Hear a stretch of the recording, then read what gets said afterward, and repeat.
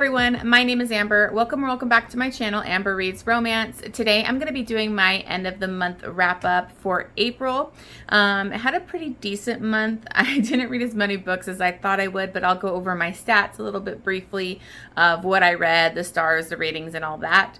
And then just the last couple of weeks. So let me just go ahead and dive right in. I've had a pretty bad migraine yesterday and today, so hopefully I can breeze through these a lot quicker than I usually do. Let's just get started. Okay, so for my stats, I read 24 books, which I think is about the same that I read for March, and that was a shorter month. So kind of bummed. I wanted to read a little bit more, but it's still good. It's still okay for me. I read 1 6-star. I had 7 5 stars, 11 4 stars, 1 3.5 star, and then 4 3 stars. Unfortunately, a lot of those in the beginning, like of the last couple weeks, were 3 stars. It was kind of a rough go for me. I was kind of a little bit of a reading slump for a bit, but I, did have some good books. The 6-star was from my wrap up for the first half of April. So that was for Mercy. So that won't be included in this video, but that was my standout for the month. Mercy by Sarah K. I absolutely loved it. So let's just dive into the last half now. The first book that I read, I actually got because I got an arc for Tijan's. I don't know if it's Tijan or Tijan. I heard people say different things, so I apologize if I'm totally messing that up. I got an arc for her new release, and it had a previous book. So I want to dive into that one just in case there were some important things in that book brought up into the arc, her new release. So I read A Dirty Business, and this unfortunately just didn't work for me. I didn't really enjoy it. It's her foray into mafia romance. I've read a lot of their sports, new adult kind of romances, which I really love. So this was a little different for me for them, but I just think it kind of missed the mark because I didn't really like the heroine. And when that happens, I'm going to be kind of on the book. So in this, it's a mafia kind of setup, and it felt very mafia light too. It wasn't really that dark of a romance. And that could be another thing, is I'm very, I read a lot of dark romance, so I've seen more of that. And it's between Trace and Jess, and Jess was like a PO officer, a parole officer, and he's part of the mafia. They kind of run into each other at a hockey game. They're instantly attracted, but then he finds out she's a PO officer, and so he doesn't want anything to do with her because obviously he's in the mafia. I don't know. She was just so annoying to me. She would constantly be throwing her PO badge like she's like a detective or something. I don't really think it carries that same weight as being like an actual police officer. Like you're a parole officer. But I don't know. I could be totally wrong.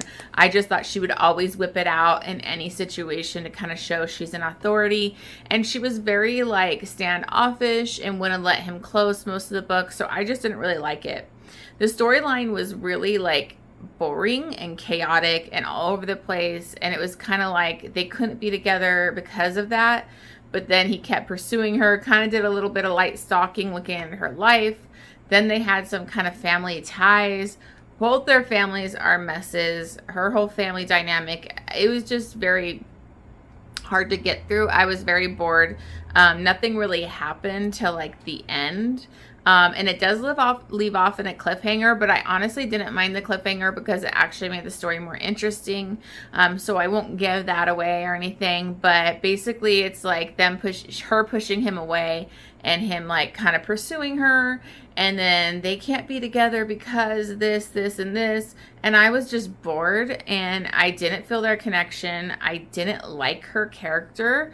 I found her very unlikable. I liked Trace. He's very buttoned up and professional, but I did like some of the side characters. I really loved his best friend, who the second book, which is the arc that I got, is about him. So I was not very excited. I was kind of worried when I went into the arc, but it actually ended up being a lot better than this book, and I'll get to that in a little bit. But I ended up giving this 3 stars. It wasn't it for me, and it wasn't even that great in the spice department because she pushes him away for so much of it. So I don't know. It wasn't that great to me. So So then I wanted to read something fun and light and like, you know, just some good smutty time. So I love KG Roos. She has like a lot of reverse harem romances. I was obsessed with one of her reverse harem series, and she has a novella. So I was like, I'm in, I'm getting that now. And it's a reverse harem novella, and it is called Snowballed. And I gave this one 5 stars. I mean, it's a novella. It is what it is. It's not some great masterpiece or anything, but I thought it did really good character growth and development and introducing and having you all the different guys. You actually get who they are as characters, get the connection to the heroine, and it was a pretty short novella. So I thought she did a really good job with that. And so this is between Violet, and one of the guys is her stepbrother. That is Noah. She has basically been bullied by Noah and his best friends. The truth was that Noah had a crush on her before their parents ended up getting married when they were in high school. And so he became very like negative and rude to her because he wanted to keep her at arm's length. And he knew he couldn't go there with her since he was a stepbrother. So his friends kind of did the same. Even though they were kind of into her, they kind of came up with this agreement to do that none of them can get involved with her. They would like stop other guys from like asking her out and kind of meddle in her life. So we have Noah. He's the stepbrother.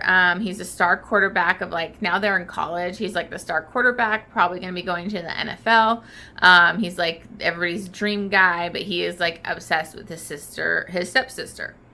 And then you have Zach, which is like the fun, flirty, blonde friend that's like crass and like very outgoing and will always fuck with her, but he's like very into her. And then you have Riley, who's like the dark and broody one. He's kind of like an artist. I think he was like in a band that's like about to go big. And he basically didn't think he was good enough for her and that she would ever be interested in him. And Violet obviously like is confused because they've all treated her like crap. What ends up happening is they're going to go up to this cabin in the snow, and she ends up getting blocked in on purpose by one of the guys so that she has to drive up there with them instead of with her parents. So they were going to meet their parents there. The weather gets really bad, and so the storm kind of holds it back where the parents weren't able to go. And so it's just them heading up to this cabin. They're going to be snowed in for days, and the parents aren't coming anymore. So now that they're snowed in, it's like these guys are like, are we going to finally do this? They kind of push the stepbrother to make a move. And like, but he's like, if you make a move, then we all get a chance. So it was fun. There was a lot of smut, a lot of fun group dynamics. I gotta say, I wasn't expecting it, but there's pegging in here, and I loved it. Like, it was so spicy, so sexy. Their whole dynamic was amazing. And it was kind of a little angsty because she's so confused on how they're all hitting on her right now when they all bullied her. And so she kind of finds out the truth, and there's a little irritation there, but it's not anything big or anything. So I absolutely love this. It's a really quick, fun novella that's a reverse harem. So I would definitely recommend it if you just want something short and spicy and you want to give a reverse harem a try. Try that one because it's a really quick one for you. So then I read the arc that I had for Tijan, and that is A Cruel Arrangement. And this one I really did enjoy. I liked it a lot. I was kind of going between 4.5 to 5 stars, but I ended up giving it 5 stars because I thought it was a much more developed story. I liked the characters a lot more. I loved the heroine. I loved the hero of this story. And so it had all those great elements to it that made it so much better than the first one. Honestly, I'm glad I got the arc because it forced me to read it when after the first one, I didn't think I would like it. So I really love this. I think it's a great read. It's out now after you've seen this. And this is between Ashton and Molly. And Ashton is Trace's best friend. They're like pretty much like brothers. They both run like their own mafias and they work together and everything. And but Ashton is like the more deadly, the more dark. He doesn't give a fuck. He'll do whatever it takes. He crosses lines. Like in the previous book, he basically was almost like, he did kind of torture the heroine in that because he thought she was a rat or like a spy.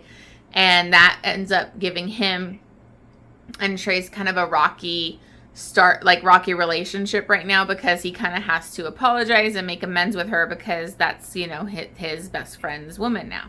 So you kind of saw there, like, he's willing to do what it takes to get done. He's gonna torture. He does a lot of torture, a lot of fucked up shit. So, but he's also now the head of that mafia, because at the end of the last book, like, a bunch of their family members end up getting killed. There's mafia wars going on right now. So it's about a lot more heavier, I thought, in the mafia and the politics and all that kind of stuff of the what's going on in the mafia. And then now that there's wars. So I found this one a lot more interesting because it did deal with the mafia a lot more. I really like this book because the last book did leave off with a cliffhanger. Not going to ruin that. It wasn't the torturing thing. That was a side thing.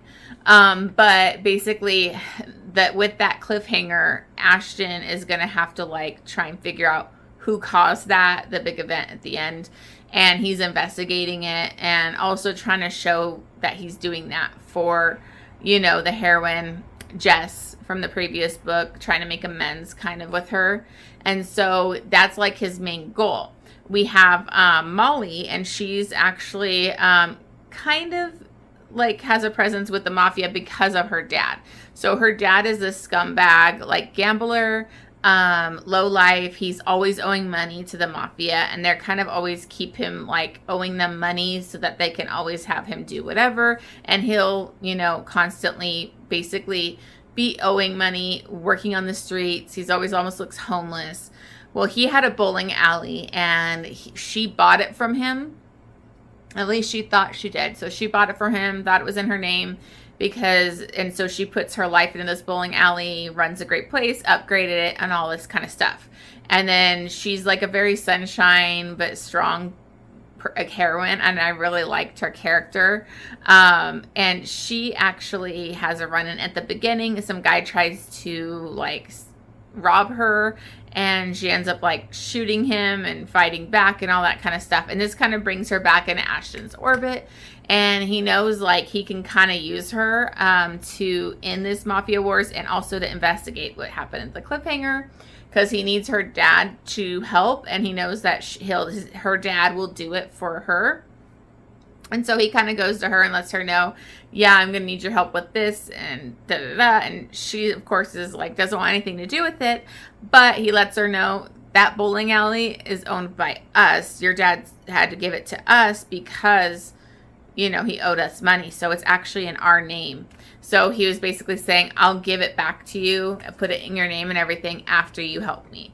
So she kind of gets involved and gets included, and it almost was like felt captive, because he takes after the hospital, like after she kind of got shot, that guy and everything, he, like, just takes her to his house, and then he ends up kind of keeping her with him for most of the book, because she gets her dad to help out, but now people know that her dad's looking into this, so she becomes, like, you know, a target. So he's really worried about her safety. So this book had a lot of action, a lot of mafia stuff going on, and their connection was hot. They were really, like, had the fire. The sex scenes were good. I really loved their dynamic, and I liked it too, because when she would fuck up or do things that, like, heroin, that's too stupid to live kind of things, she would own up to it and be like, I'm sorry, like, I messed up, that was my fault, instead of never acknowledging what she was doing. So I really loved her character. You see Jess and Chase in this a little bit, and other stuff going on. I honestly didn't care about them because I didn't like the first book, but I loved this couple, and I'm interested to see if she continues, if there's going to be, because there's another character that was in here a lot that I'm hoping maybe he'll get a book. So I gave this 5 stars, and I really enjoyed it because the characters were so much better, and there was a lot more plot and movement in this book. So then I wanted a good alien romance. I'm trying to read some more alien romances lately, and I'm trying not just the Ice Planet Barbarians, because I'm constantly just reading those. So I read a book called Choosing Theo by Victoria Aveline. And I loved this book. I think this is one of my favorite alien romances I've read. It was so good. It kind of blew me away. I wasn't expecting it. I did watch an alien romance recommendation from Ava on her channel. She reads so many of those alien romances. So I got this from her. So thank you. This was amazing. So this is Theo and Jade. Jade actually gets kidnapped by aliens and she's taken to like another planet. They kind of like drop her off on this planet in like this solo like spaceship thing. And she gets out, and I think she was supposed to be like knocked out, you know, longer than what she was. But she kind of gets a bad feeling that she was dropped off just for somebody, and she kind of feels somebody coming after her. So she sprays him with this like knockout spray and gets away. So she ends up getting to like the city and getting help, and she kind of has to find out about this whole other planet and kind of like their politics, it's a lot of world building, and I found it really interesting. So she can't be returned to Earth. They illegally took her from Earth and dropped her off at this planet. But because these planets are like, they have laws that they can't go to these certain planets that don't know anything about their existence, which is Earth. So they can't take her back. So she has to live with somebody, get married for at least a year.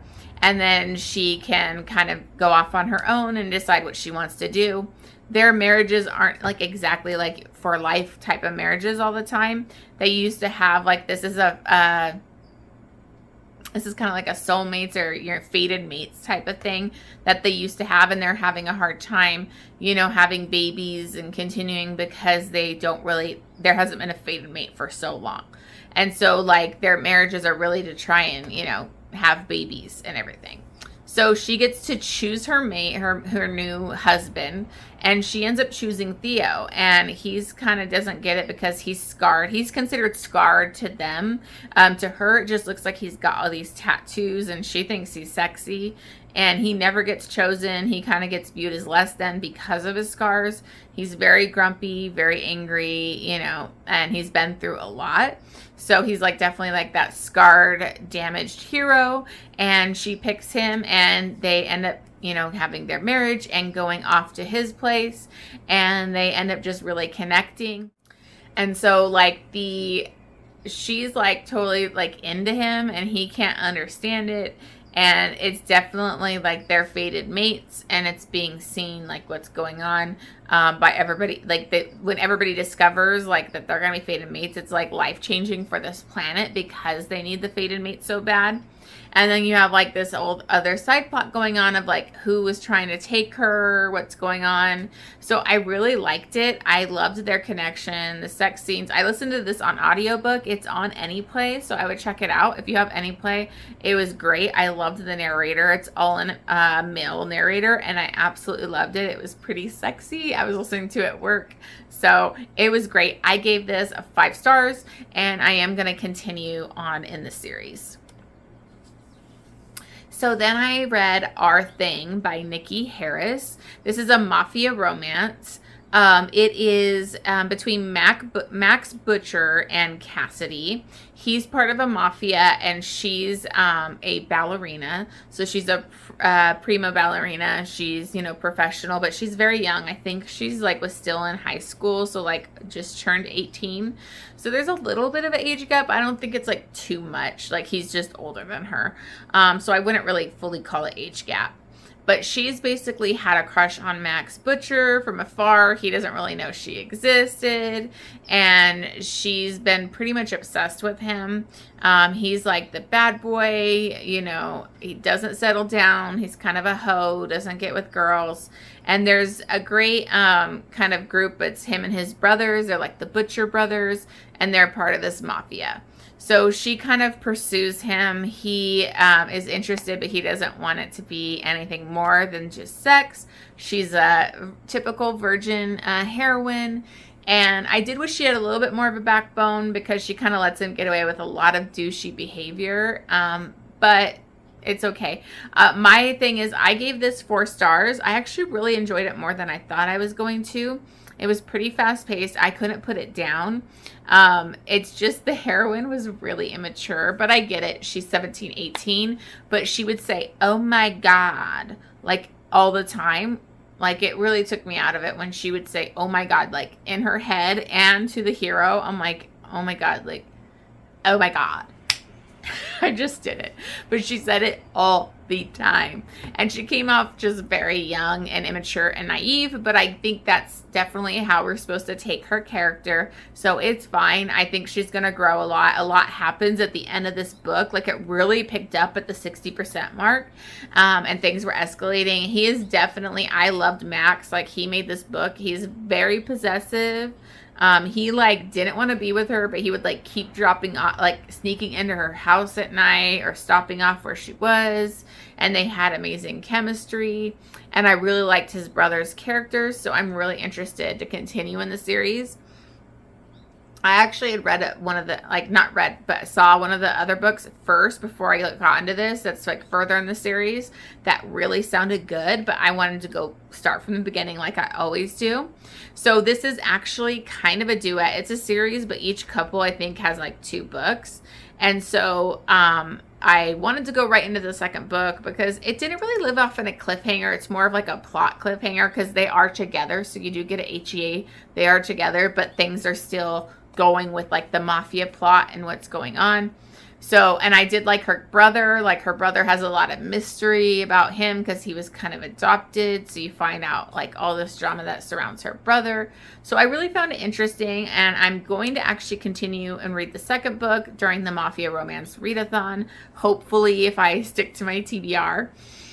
So I give this one 4 stars. Definitely enjoyed it. And I found it interesting because it was like Costa Nostra. They have Sicilian ties, but they were in Australia. And I've never read a mafia romance that's in Australia. So I found that really different and interesting. So then I read No Rest for the Wicked by Lauren Smith. This is a historical pirate romance, and I really liked it. It's a really quick, fast-paced, fun read. I haven't read a lot of pirate romances, so I definitely want to continue with this series because it was fun. I listened to this one on AnyPlay as well, so look into that if you have that. This is between Dom and Roberta. So Roberta was a pretty great heroine. She's badass, she's independent, and she's got this great like supportive relationship with her father, which was really nice to see because I hate seeing all these romances where it's like the father's like forcing her into marriage and won't listen to her, doesn't care about her wants and needs. And her father was like trying to get her married, letting her know you're going to have arranged marriage. But he wasn't so like dead set on it. He wanted to do what makes her happy. So I loved that in this romance. So Roberta is she actually grew up like where she went on this in the seas and kind of got to be around her dad because he was like a single father and didn't want to leave her at home when he, you know, did that for his work. So he would kind of bring her on stuff. And so she kind of has that wild, adventurous spirit. And she doesn't really want to settle down with like some guy and just be like a showpiece, like, you know, just to be on his arm. She didn't really want to do that. They're traveling somewhere, I can't remember where, but for her father's thing. And there's this kind of captain of that ship that he's kind of thinking she should have an arranged marriage with. She's not interested. She pretty much tells him like, I'm not interested. I wouldn't make a good wife to you. And then while they're on this trip, their ship gets taken by our pirate Dom, and Dom basically takes it. He gets like her dad like hits his head or something. He's not totally hurt, but he sends them off.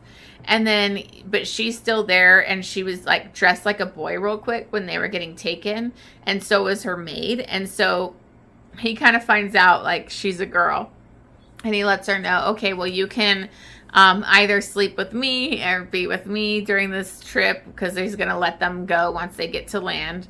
Or you can be like, continue dressing like the cabin boy and sleep on the floor. So she does that. She sleeps on the floor and does the cabin boy. But a lot of stuff happens, adventure, another pirate, like that's his enemy comes. So I really like Dom's character because he was a pirate, but he actually was taken captive and sold to be like a slave for the West Indies. And he kind of gets his freedom in certain ways, and he becomes a pirate. So he's like this self-made man. He's a pirate. He could actually have gone back home, but he was pretty damaged by the stuff that happened to him when he was a slave, and he didn't feel like he could ever go back to that. And so he becomes a pirate. So him taking her, there was also another man on her ship, and he ended up being Dom's best friend from when they were kids. So to see his best friend again, I thought that was really moving. And he was very protective over Roberta. They have this insane chemistry, and it's just very fast-paced, fun. There's an evil pirate after them that's his enemy. So I actually really enjoyed it. I gave it 4 stars, and I'm definitely going to continue with that series. Okay, so then I finally read Him, by Sarina, Bowen, and Elle Kennedy. I am trying to do a vlog, but it's probably going to take me a while to do it. It's way later that I'm going to probably post it because other books have come up, and so it's very delayed. But I'm trying to do a vlog of male romances, so I definitely wanted to read Him because I think this is one of the most hyped gay romances, male romances. It's a hockey romance. I mean, check out that guy on the cover. Hot. But this is very hyped. Everybody loves this romance. So I was nervous going in, but I absolutely loved this romance. This is between Jamie and Wes. They were childhood friends. Like I think in like junior high school, they went to the same hockey camp. And it was like a pretty long camp. I don't know if it was like 6 weeks or whatever every year. And so they lived in different states, but they were roommates at this camp.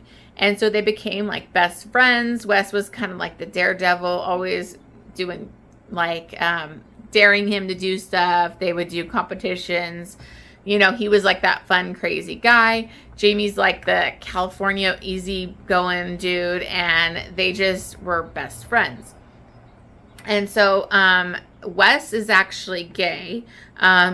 Jamie didn't know that, but he was gay, and he kind of was basically already in love with Jamie and pining after him during like their high school years there. And the senior year, they end up doing like this kind of competition, and whoever wins has to do this. They always bet each other, and Wes kind of throws it out there like whoever wins gets their dick sucked by the other guy. And so they end up doing it, and Wes loses, which is like, did he throw it or not? So that, like, you know, Jamie would get a blowjob from him. But he didn't. He was like, he was not really going to totally go through with it, but it was kind of him pushing those limits. So they end up getting drunk, kind of drinking, and then they were like watching porn. He's like, let's watch some porn. And then he ends up doing it, like, and Jamie enjoys it, and they have kind of a crazy experience. But after that, Wes feels so guilty, like he pushed his friend to do something he wasn't comfortable with, and it was wrong of him. So he totally cuts ties with Jamie, and like all communication ends. And so that was really devastating for Jamie. Like, they were best friends. And so now it's like their senior year in college, and they're both going to be at this Final Four competition for their colleges to win like the championship. And so they're going to be like staying at the same hotel. So Wes kind of apologizes to him and kind of picks up conversation again. And then they kind of, you know, just they kind of reconnect a little bit at this event. And then, you know, Wes basically was not coaching at this camp, and Jamie has been all these years, you know, that he was in college. And so Wes is about to go pro. So is Jamie. Wes is more like gonna be playing immediately, like he's gonna be a big, you know, get for a hockey team. Jamie's not gonna, he's gonna have more difficulties. So, but he basically loves coaching. He coaches at that camp that they used to go to every summer. And so Wes doesn't want things to kind of end and wants to still hang out with him. So he offers to coach there, and he gets to be roommates with Jamie. And so he tells Jamie the truth about like why he ended things and that he's gay. And so Jamie, I loved Jamie's reaction, because Jamie was pissed. He's like, is that what you think of me, that like I wouldn't want to be friends with you, or that I would care because you're gay? And so he was kind of hurt, because he's not that shallow-minded, and he's open, and that's what I love. Jamie is so open, and this is a self-discovery book for him, big time, because he's discovering his attraction to Wes, and he's confused by it because he has girls. He has like a ongoing fuck buddy, basically, and he likes women. He enjoys them sexually, but he's very attracted to Wes. And so they end up kind of reconnecting and hooking back up, and they start having sex and kind of, you know, feeling it out with each other. And it is so sexy, like the steam in this. I actually laughed out loud. There's a funny part where Jamie, and I don't laugh out loud at books. I don't. And I loved it. It was so funny. Like, Jamie was trying to discover, like, is he just gay? Is he just into Wes, or is he into men and he's just bisexual? And so he watches some gay porn, and it's so funny, like the dialogue, and he's like thinking how cheesy this is, but he definitely gets into it and does enjoy the gay porn. So he realizes it's not just Wes, he is into men too. So I just love their relationship, their dynamic, their banter. They were just so perfect together. The only thing I wish was it was mostly at the camp, like the 6 weeks that they're at this camp. And then you kind of have the third act conflict, and they're going to be in different cities going pro with different teams. And so there was that complication, and like Wes being scared of getting his heart broken again. So all of that going on. But like, you barely have them in real life, and Wes can't, like, the problem at the end is like he can't be out right away. He doesn't want that to bring that to the team as like the gay, you know, hockey player. He wants it to be private. And so he's, you know, like, he's like, I can't be in a relationship for a couple years. So like, he's actually going to have to like keep their relationship kind of secret. I mean, certain people know, but I wanted to see that kind of dynamic in the day-to-day life, like after they've left camp and they're together. I did realize after that, feeling those things, that there's a second book, which is Us, and I'm thinking it goes over those exact things. So I'm definitely going to buy that book too. I really loved this book. It was 5 stars. I definitely recommend it. It was a great read, and I actually love this couple. So then these next books, I think all of these next books are for the Novella Readathon. I wanted to participate in that. I think I'm kind of doing a vlog. I'll see if it's even enough material to do, but I did a vlog for the last Novella Readathon, and this is the second one. I'll try to link my previous vlog down below. But so this Novella Readathon, I had a really great time. It was so fun. And these next books are just going to be from that. So I'm going to go over them pretty quickly, because I'm hoping I'll get that vlog up pretty soon. But so I got this book, Step Scandal by K Webster. And I actually got this because I bought her free, you know, Hail Wild. I got like this whole Taboo collection, and this was kind of like an add-on, so it's cool. It's signed by K Webster, and so I thought this is a perfect time to just read this quick little novella. It's super short, so this one was like my under 100 pages prompt. So this is Step Scandal. And this is a step-sibling romance, obviously. This is between Carter and Lane. Carter's like the typical bad boy, tattooed, kind of getting himself into trouble brother. And Lane is like the good girl. She's got a boyfriend. She's always doing the right thing. And he's like super pining for her, like very into her, but he doesn't think he's good enough, constantly getting into trouble and things. And so basically what ends up happening is she breaks up with her boyfriend, and they're very flirtatious. One thing leads to another, and they hook up. And then her, like, one of the brothers sees, accidentally tells the parents, and so, you know, that ensues. But it's like, I think 40 pages, 30 something pages, so it's really quick. I mean, it's not like that big of a romance. I mean, it could have been I think it would have been better if it was like 70 to 100 pages, because then there could have been more angst and development. But it's good. It's a spicy little time, a quick little novella. Oh, I gave that 4 stars. I rate novellas differently. I rate it by enjoyment level. It doesn't matter how long it is or, if there's this great, writing or plot or whatever. It's for enjoyment level. So I enjoyed it. I rated it 4 stars. The next book I read was another K Webster, and this one was crazy. So this one is Laska, and it's between Laska and Aspen. These are men, so it's male, but they are brothers. So they're blood brothers, they're related. And they live out like in the bush of like Alaska. So they're out in the middle of nowhere, away from all like society and technology and all that kind of stuff. And Aspen has basically kind of been in love with Laska. He's very into his older brother. His brother will go to town for, a few weeks at a time to get supplies and do things like that. So his brother's actually gone at the time. He ends up running into this other guy out there, and just trigger warnings. There's a lot in this book. It's almost like she explains it as like horror. It's really dark. There are a lot of trigger warnings. There's full on rape on page because this boy gets raped by this man. Laska comes home, attacks the guy. And then they kind of still get intimate. Laska wants his brother as well, so they get it on. So there's a lot of trigger warnings in this. Rape on the page. Brother. And then also what threw me for a loop was cannibalism. So go in there if you want.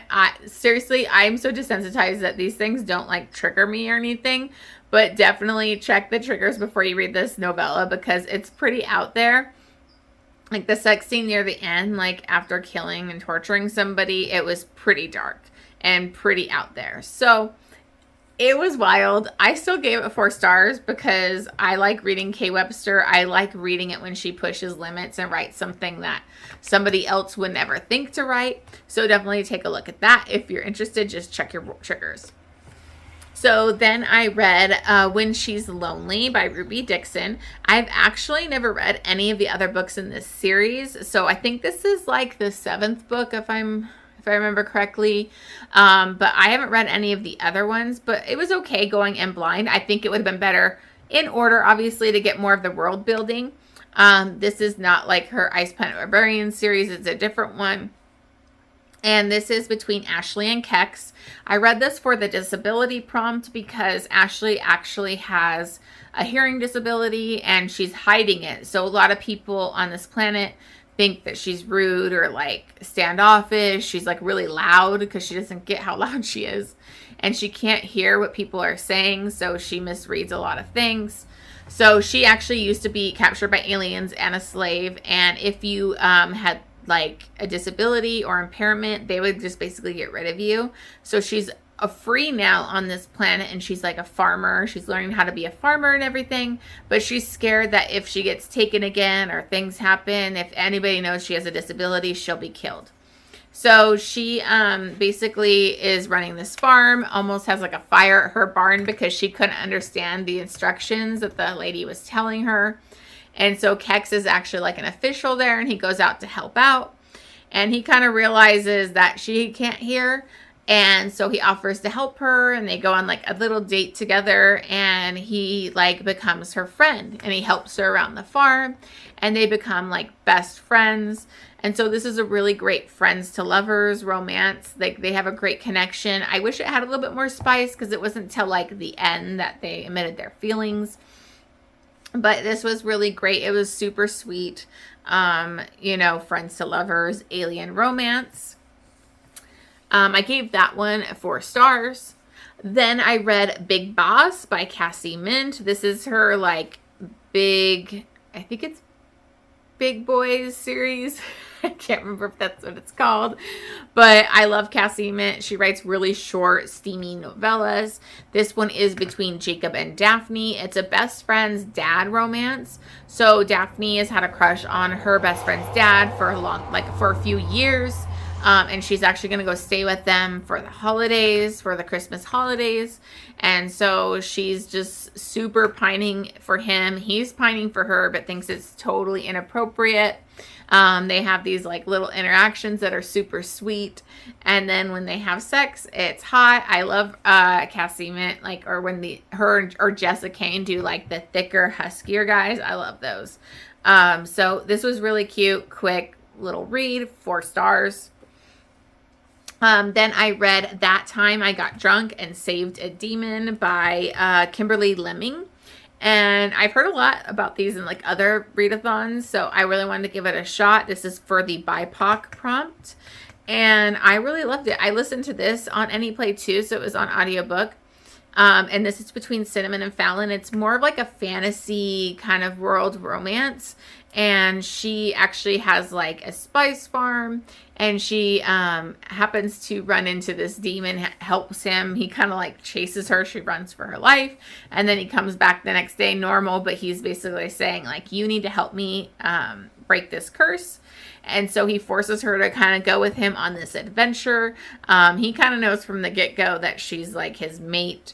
And I really loved his character. It was jam-packed with action and adventure and all these other side characters like orcs and different kind of beings. So I found it really fun and interesting. A great world building and great characters for like a novella. I thought it was really good. And I also, this is like the first time I've read this author, so it's a new author to me. So I really enjoyed it. I gave this 4 stars. And then the last book I read was Crybaby by Marina Vivancos.